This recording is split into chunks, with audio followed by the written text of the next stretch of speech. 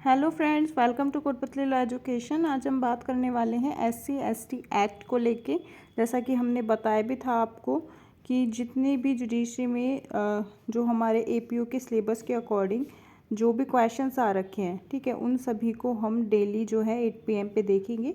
तो आज हम सबसे पहले SC/ST एक्ट देख रहे हैं, ठीक है। उसके क्वेश्चंस करेंगे कुछ। देखो, फर्स्ट क्वेश्चन देखेंगे।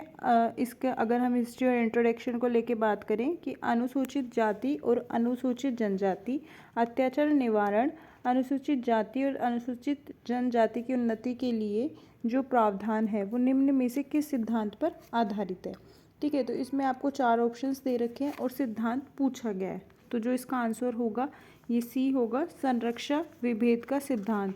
फिर है सेकंड, वर्ष 1990 में जो SC/ST एक्ट था, तो अनुसूचित जाति और जनजाति राष्ट्रीय आयोग की रिपोर्ट के अनुसार अनुसूचित जाति व जनजाति के अत्याचार का कारण नहीं है। तो जो इसका आंसर होगा वो बी होगा, बंधुआ मजदूरी। फिर है अनुसूचित जाति तथा जनजाति के किस अधिनियम के अंतर्गत अत्याचार निवारण कानून लागू किया गया। तो थर्ड है इसका जो बी जो आंसर है वो राइट होगा 1989 के अकॉर्डिंग। तो देखो, ये सारे क्वेश्चंस है जो कि आए हुए हैं। 4 क्वेश्चन है, संविधान के निम्नलिखित में से किस अनुच्छेद से अनुसूचित जाति जनजाति अधिनियम 1989 संबंधित है। तो जो संविधान है उसके कौन से अनुच्छेद से आएगा, तो वो आएगा अनुच्छेद 17, क्योंकि वहाँ क्या है, अनटचेबिलिटी, अस्पृश्यता का अंत। फिर 5 है कि SC/ST एक्ट है जो भारतीय संविधान के किस अनुच्छेद से संबंधित है। ये भी पूछ सकते हैं। तो आपको बताना है अनुच्छेद 17 से, जो कि अस्पृश्यता का अंत करता है, जो कि हमारा मूल अधिकार है। 6 है कि जो SC/ST एक्ट 2015 को किस तारीख से लागू किया गया। तो ये जो एक्ट है ये 26 जनवरी 2016 से लागू किया गया था। निम्नलिखित में से किस मामले में सुप्रीम कोर्ट ने SC और ST एक्ट 1989 के अधीन गिरफ्तारी के संबंध में महत्वपूर्ण दिशा निर्देश जारी किए गए थे। तो वो है डॉक्टर सुभाष काशीनाथ महाजन वर्सेस महाराष्ट्र राज्य।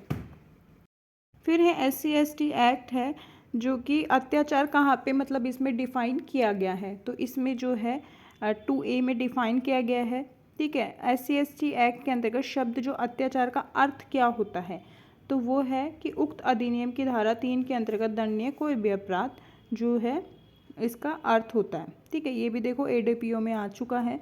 SC/ST एक्ट की किस धारा के अनुसार इस अधिनियम में जब तक के संदर्भ से अन्यथा अपेक्षित न हो संहिता से दंड प्रक्रिया संहिता 1973 अभिप्रेत है। तो ये कहाँ बता रखा है, तो ये बता रखा है आपको धारा 2 ख में, मतलब 2B में। अब पूछा है कि SC/ST एक्ट में आश्रित में निम्नलिखित में से पीड़ित का कौन सा नातेदार सम्मिलित नहीं है।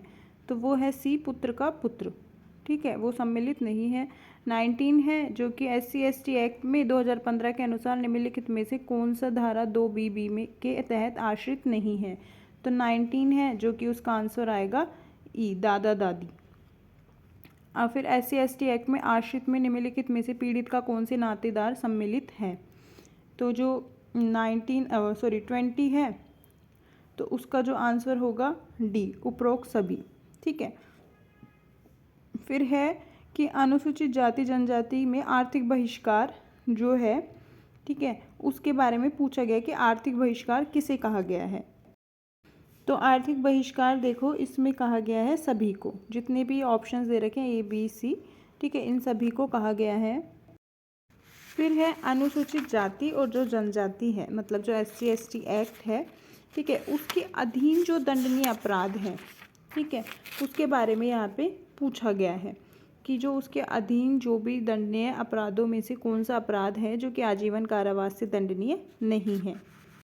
तो इसका आंसर आएगा सी, धारा 3 का जो 2 है उसका 3, ठीक है। एक्स ये जानता है कि वाई जो है SC समुदाय का सदस्य है। परस्पर लड़ाई के अनुक्रम के दौरान एक्स वाई को धारदार हथियार से घोर उपहति कारित करता है। एक्स दंडनीय अपराध के अंतर्गत धाराओं का दोषी है। तो जो इसके अंदर आएगा सी, 326 IPC और 3 का जो क्लॉज है 2 का सब क्लॉज 5 SC/ST एक्ट के अकॉर्डिंग, ठीक है। फिर है कि जो सेक्शन है 3 का सब क्लॉज 2 का सब क्लॉज जो 5 है, ठीक है, उसमें SC/ST एक्ट के अपराध में कितना दंड है। कितना दंड मतलब है इसमें मेंशन कर रखा है, तो वह आजीवन कारावास और अर्थदंड, मतलब दोनों तरीके से इसमें पूछा जा सकता है क्वेश्चन को।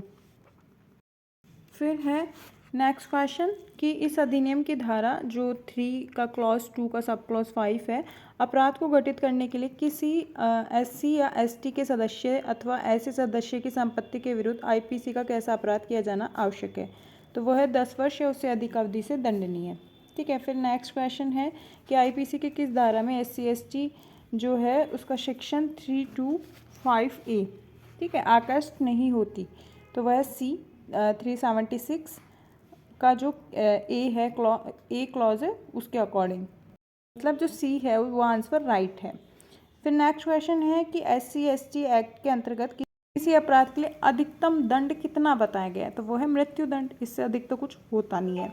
ठीक है, तो ये जो सारे क्वेश्चंस थे ये इंपॉर्टेंट क्वेश्चंस हैं, आगे भी ऐसे ही सीरीज़ है जो चलती रहेगी, ठीक है, डेली। तो आप चैनल के साथ बने रहे, चैनल को सब्सक्राइब भी कर लीजिए जिससे आने वाली वीडियोज़ अपडेट आपको प्रोवाइड होती रहे।